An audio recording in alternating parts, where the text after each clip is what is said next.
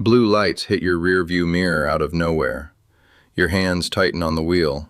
You check your speed even though it's already too late. The siren chirps once, not aggressive, just enough to let you know this is happening whether you like it or not. You pull over, engine running, heart beating faster than you'd ever admit. The officer steps out of the cruiser slowly, deliberately, like he's done this 1,000 times today, and he probably has. Now let me ask you something, and I want you to actually think about it. Have you ever been in a traffic stop where the officer started asking questions that didn't seem related to why you were pulled over? Drop your answer in the comments because what you experienced might matter more than you think, and there's a part of this that most people completely misunderstand, and we're going to get into that in a way most people never hear explained. Because here's where things start to get uncomfortable. Most drivers believe that without a warrant, police can't search your home. That belief feels solid. It feels like something protected, something constitutional, something unshakable.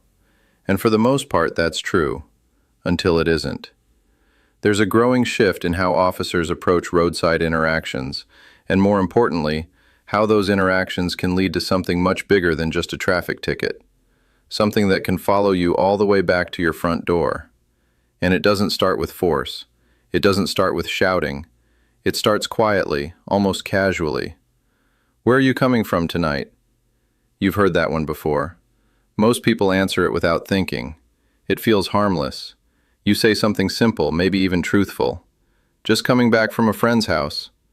The officer nods. He's listening, but not in the way you think.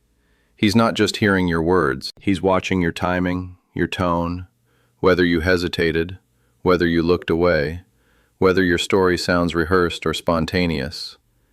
And then comes the follow-up. "Where does your friend live?"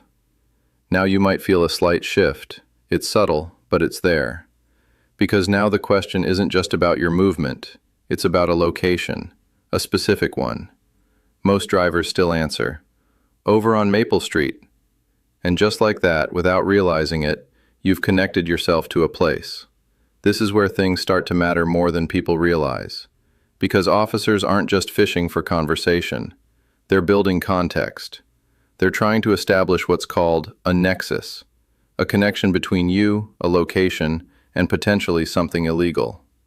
Now let's slow this down for a second because this is where a lot of people get lost.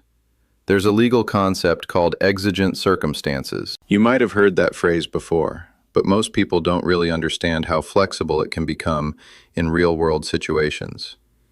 Exigent circumstances allow officers to act without a warrant when they believe there's an urgent need, something that can't wait. That could be destruction of evidence, immediate danger, or a suspect about to flee. But here's the part that doesn't get talked about enough. That urgency isn't always as obvious as people think. Sometimes it's built step by step during interactions like a traffic stop. Let's go back to that roadside moment. The officer now has your ID. He's holding it longer than usual. Maybe he walks back to his car. Maybe he doesn't. Maybe he keeps talking. "Anyone else at your friend's place tonight?"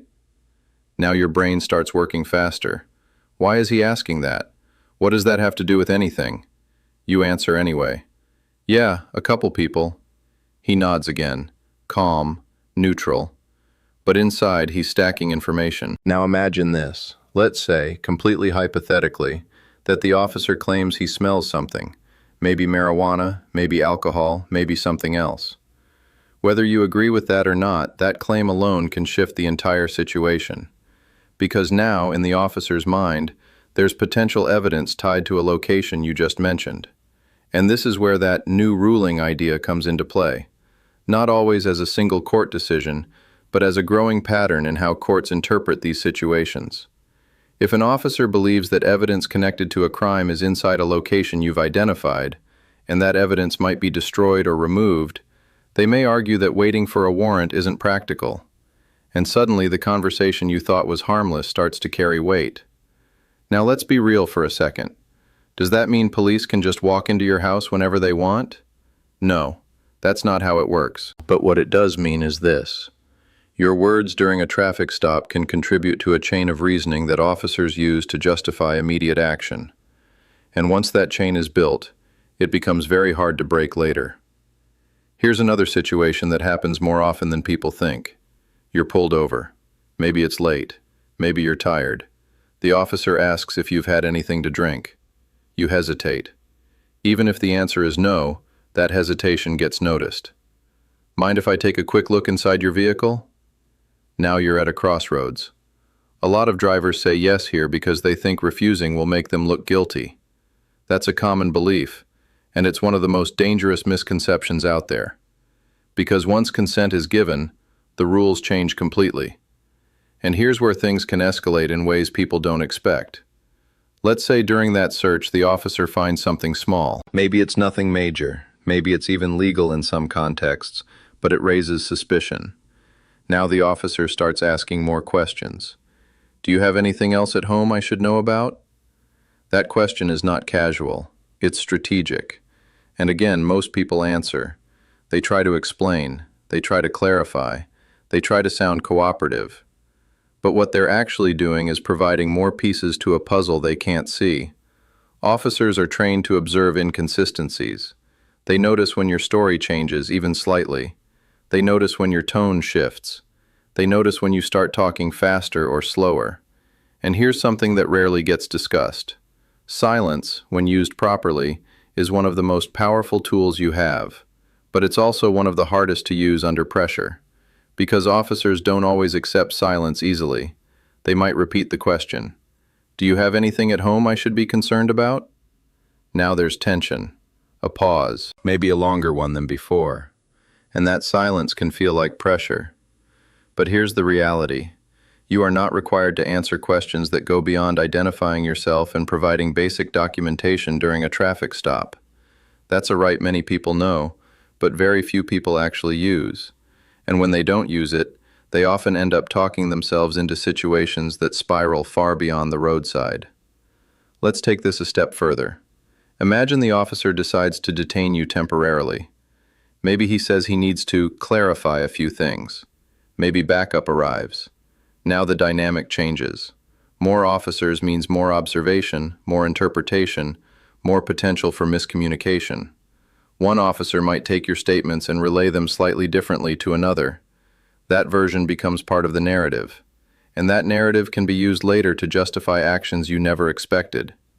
This is how situations evolve, not through one dramatic moment, but through a series of small, seemingly insignificant decisions. Now let's talk about your home specifically, because this is where people feel the most protected. There's a strong psychological belief that your home is untouchable without a warrant. And again, in many cases, that's true. But there are exceptions that people don't think about. Consent is one of them. If an officer asks, "Mind if we go take a look at your place just to clear this up?" and you say yes, that's it. No warrant needed. And here's the uncomfortable truth. People say yes more often than they think they would, especially when they feel like saying no will make things worse. But there's another angle that's even more complex. Third-party consent.